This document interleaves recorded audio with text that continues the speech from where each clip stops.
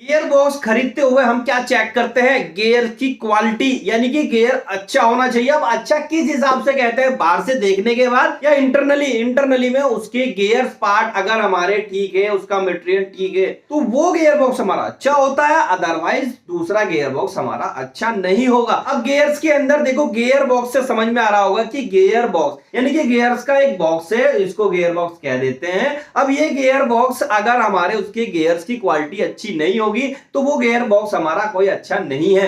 अब उसकी गियर्स की क्वालिटी चेक कैसे करेंगे? उसके मटेरियल से, उसके मेट्रोलॉजी से, उसके टाइप से।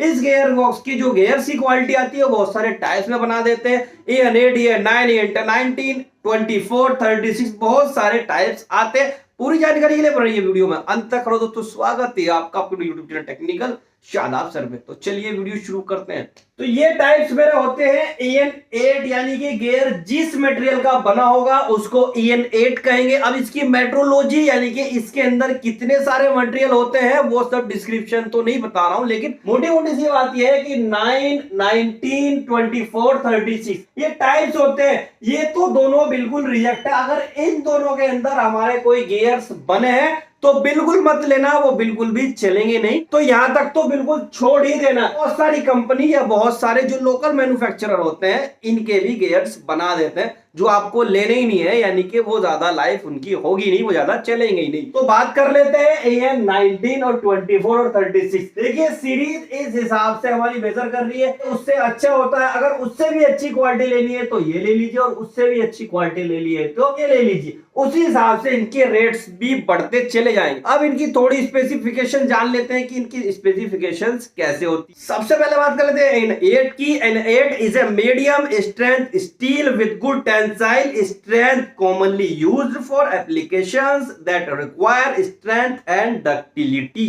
EN8 के बारे में क्या बताया कि EN8 का जो मटेरियल होगा वो स्ट्रेंथ, उसकी टेंसाइल स्ट्रेंथ की मैं बात कर रहा हूं, वो बहुत अच्छी होगी, गुड होगी, यानी कि वो फ्लेक्सिबिलिटी होगी, हार्डनेस उसमें कम होगी। और जहां पर ये चीज होती है, हार्डनेस कम होती है, उस हिसाब के गियर्स हमारे गियर बॉक्स के अंदर अच्छे लोड पर नहीं चल पाते।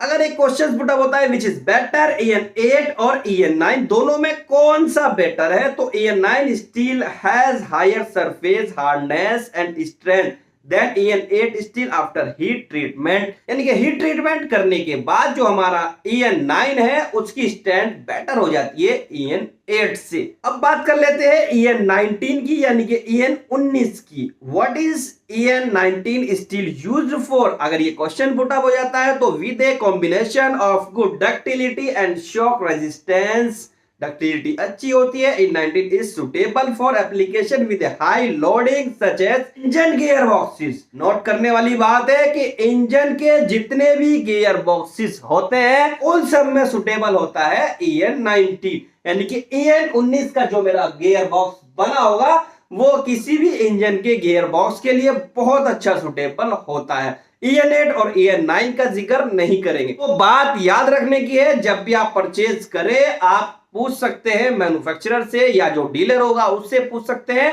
कि आपका जो गियर बॉक्स है उसके अंदर जो गियर्स है उनकी क्या स्पेसिफिकेशंस है, उनका मटेरियल EN9 है, 8 है, 19 है, 24 है, उसी हिसाब से देख लें। कि गियर बॉक्स मार्केट में सस्ते भी है, महंगे भी है, लेकिन सिर्फ बाहर से नहीं देखना, इंटरनली गियर्स को देख लेना है।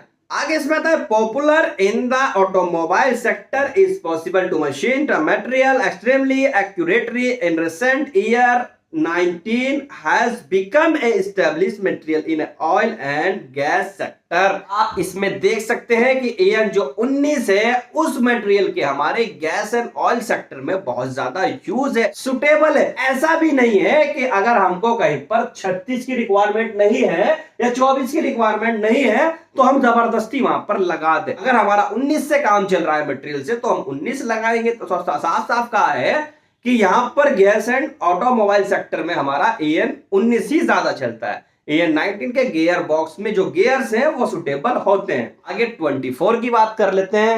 अगर क्वेश्चंस ये पुटअप हो जाता है विच इज बेटर EN19 और EN24, कौन सा बेटर है 19 में और 24 में, तो बात कर लेते हैं। The hardness stability of steel mainly depends on its chemical composition of which carbon residual which alloy elements such as carbon, nickel, मॉनिफिकेशन, Mn, Vn, Ti, etc जितने भी मटेरियल्स दिए हैं can also further improve its hardenability, यानी कि जितनी hardness इनकी ज्यादा होती चली जाएगी मटेरियल की क्वालिटी उसी हिसाब से होती चली जाएगी। Here we can clearly consider that the hardness EN24 still is better than EN19। साफ साफ कहा है कि EN24 की हार्डनेस ज्यादा होती चली जाती है। कंपोजिशंस किस मटेरियल की मैं बात कर रहा हूं जो यहां पर दिए, निकिल, मैग्नीज, ये सारे केमिकल जो दिए हैं, यानी कि कंपोजिशन से इनसे मिलकर कोई भी मटेरियल बनता है। और भी बहुत सारे कंपोजिशंस हो सकते हैं इनके अंदर, कि पूरी डिस्क्रिप्शन तो मैं नहीं बता रहा हूं, लेकिन 24 जो होगा वो बेटर होगा EN19 से।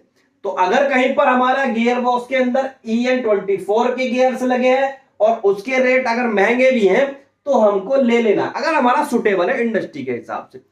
तो याद रखेंगे EN24 EN19 से बेहतर है। क्वेश्चन और पुटअप हो जाता है, what is the tensile strength of EN19 या EN24। टेंसाइल स्ट्रेंथ में क्या डिफरेंस आ जाता है। ऑब्जर्वली you can match the chemical steel without melting the EN19 and adding fractionally, however the 24 has strength, यानी कि EN24 की जो टेंसाइल स्ट्रेंथ होगी वो 745 मेगापास्कल MPa होगी एंड ए यील्ड स्ट्रेंथ 470 होगी। देख लेंगे दोनों स्ट्रेंथ यहां पर अलग अलग दे दिए। ब्रिटनेस हार्डनेस 217 होगी, यानी कि पूरी डिटेल्स दे दी है। अब 19 की बात कर लेते हैं। यहां पर टेंसाइल स्ट्रेंथ 24 की हमारी 745 थी, लेकिन यहां पर 655 आ रही है 19 की, यानी कि कम आ रही है। इसी तरह स्ट्रेंथ जो हमारी यील्ड वाली है वो 415 आ रही है, वहां पर 470 थी, और यहां पर जो 217 थी हमारी वो 197.2 ये सब आ रही है। यानी कि 19 की जो ये स्पेसिफिकेशंस है, टेंसाइल स्ट्रेंथ, यील्ड स्ट्रेंथ और ब्रिटनेस, ये हमारी कम हो जाती है। इसी तरह अगर हम 36 मटेरियल की बात कर लेता हूं, 36 में मेरे ये वाली कंपोजिशंस और बढ़ जाएंगी, यानी कि इसका मटेरियल और बेटर होगा। अगर इसका कोई गियर बॉक्स का गियर्स बने वो गियर बॉक्स है तो मैं कहता हूं कि लाइफ बहुत ज्यादा बढ़ जाती है अगर हमको उसकी केयर भी कर रहे हो, उसमें ऑयल फीलिंग या उसकी कोई हीट ना होने दिए जा रहा हो, उसमें जो ऑयल जलता है वो प्रॉपर है और उसके चलाने का जो मेथड है वो भी प्रॉपर है, तो EN36 से जो गियर्स बने हैं बहुत लंबी लाइफ देते हैं सबके मुकाबले। लेकिन ज्यादातर इंडस्ट्री में 24 या 19 के गियर्स ही यूज होते हैं, 36 के थोड़ा कॉस्टली भी होते हैं इसलिए कम परचेज करते हैं। तो आपको गियर बॉक्स खरीदते हुए ये चेक कर लेना है कि इसके अंदर जो गियर्स है वो कौन से मटेरियल के हैं, या पूछ लेना उसके हिसाब से उसकी रेट वैल्यू या परचेसिंग करना है, कितने लोड पर, कहां पर ये चीज चलनी है, उसके हिसाब से मैं मानता हूं कि 9 और 8 का तो गियर्स बने हुए गियर बॉक्स लेना ही नहीं है, 90 से स्टार्ट करना। जानकारी कैसी लगी गियर बॉक्स के गियर्स के बारे में कमेंट जरूर बताएं। अच्छी लगी वीडियो तो लाइक, चैनल को सब्सक्राइब और वीडियो को शेयर करना बिल्कुल ना भूल, क्योंकि नेक्स्ट वीडियो नेक्स्ट फिल्म मिलेंगे, तब तक के लिए